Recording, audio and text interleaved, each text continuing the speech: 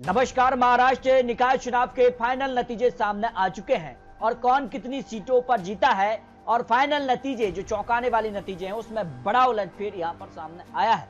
महाराष्ट्र निकाय चुनाव की बात की जाए तो यहां पर 240 नगर परिषद और 42 नगर पंचायत में कुल मिलाकर 288 शहरी निकाय क्षेत्र में यहां पर चुनाव थे और ऐसे में इन 288 सीटों के नतीजे सामने आ चुके हैं। अगर बात किया तो भारतीय जनता पार्टी को 100 सीटें यहां पर मिली हैं, जबकि शिवसेना को यहां पर 45 सीटें, शिवसेना उद्धव गुट के लिए यहां पर 7 सीटें, राष्ट्रवादी कांग्रेस के लिए यानी एनसीपी के लिए 33 सीटें, जबकि राष्ट्रवादी कांग्रेस यहां पर समाजवादी पार्टी को 8 सीटें यहां पर मिली हैं, जबकि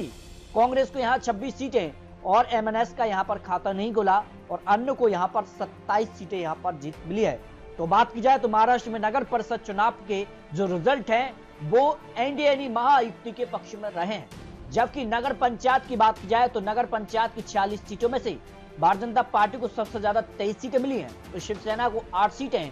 शिवसेना उद्धव गुट को 4 सीटें और राष्ट्रवादी कांग्रेस को एनसीपी को 3 सीटें और राष्ट्रवादी यहां पर शरद पवार की पार्टी को 0 सीट, कांग्रेस को यहां पर 3 सीटें, एमएनएस का यहां पर भी खाता नहीं खुला और 1 सीट अन्य के पक्ष में रही है। इस तरह से महाराष्ट्र निकाय चुनाव की अगर बात की जाए तो महाराष्ट्र नतीजे जो है महायुति के पक्ष में रहे हैं। 288 सीटों में से कुल मिलाकर 215 सीटों पर महायुति एनडीए ने यहां पर जीत हासिल की है, जबकि महाविकास आघाड़ी केवल 51 सीटों पर ही सिमट गई। और अगर बात की जाए इस चुनाव में सबसे बड़ी पार्टी यहां पर महाविकास आघाड़ी में कांग्रेस यहां पर निकल कर आई, जिसने 35 सीटों पर जीत हासिल की है। तो महाराष्ट्र निकाय चुनाव के नतीजे यहां पर महायुति एनडीए के पक्ष में रहे हैं, लेकिन बात की जा रही है कि यहां पर महाराष्ट्र निकाय चुनाव के बाद बीएमसी चुनाव होने जा रहा है और बीएमसी चुनाव यहां पर 15 जनवरी को होगा और देश का सबसे बड़ी नगर पालिका बीएमसी चुनाव में इस बार किसकी जीत होगी, क्योंकि निकाय चुनाव के बाद बीएमसी चुनाव को लेकर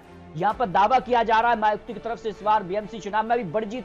दर्ज करने जा रहे हैं। लेकिन इस बार एमएनएस और राज ठाकरे यहां पर मिलकर चुनाव लड़ेंगे और यहां पर जिस कहा से बात की जाए सबसे ज्यादा यहां पर मराठी वोट हैं और ऐसे में मराठी वोट एकजुट रहता है, तो बीएमसी चुनाव में किसका यहां पर बेड़ा पार हो सकता है,